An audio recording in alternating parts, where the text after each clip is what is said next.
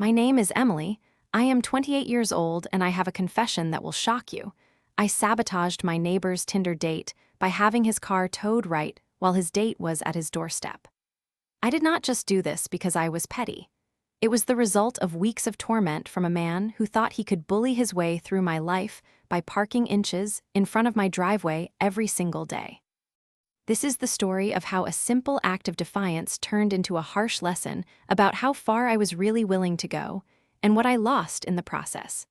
It all started with Greg, my neighbor in Minneapolis, a tall, cocky guy in his mid-20s who seemed to believe rules were for everyone but himself.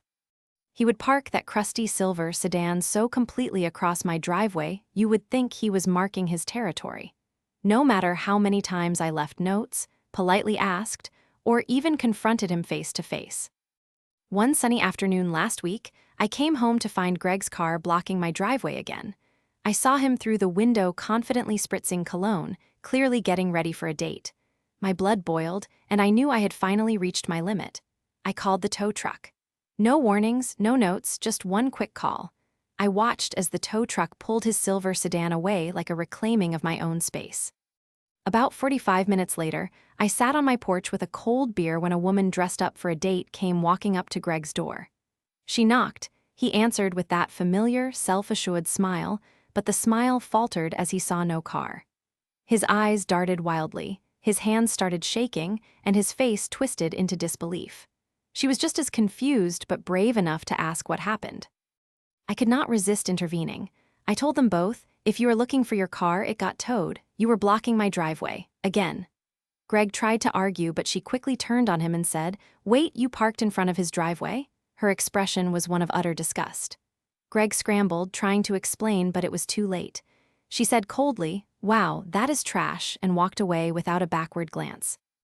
I felt a rush of victory, but something prickled inside me, a twisted blend of satisfaction and something else I did not expect, emptiness.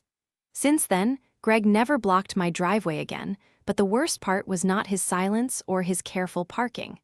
It was the way I watched him stop bringing girls home altogether, his confidence broken in a way I never intended. I realized that in tearing down his bravado, I had also stolen his chance for connection, and I was left with nothing but a hollow victory. The ultimate truth is this. While I thought I was reclaiming my peace, I also learned that revenge can isolate you, leaving you lonelier than the person you sought to punish.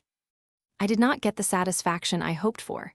Instead, I got a harsh lesson that some battles are not worth winning if they cost you your humanity. Now, every time I see that empty driveway, it does not feel like a win, it feels like a warning I cannot forget.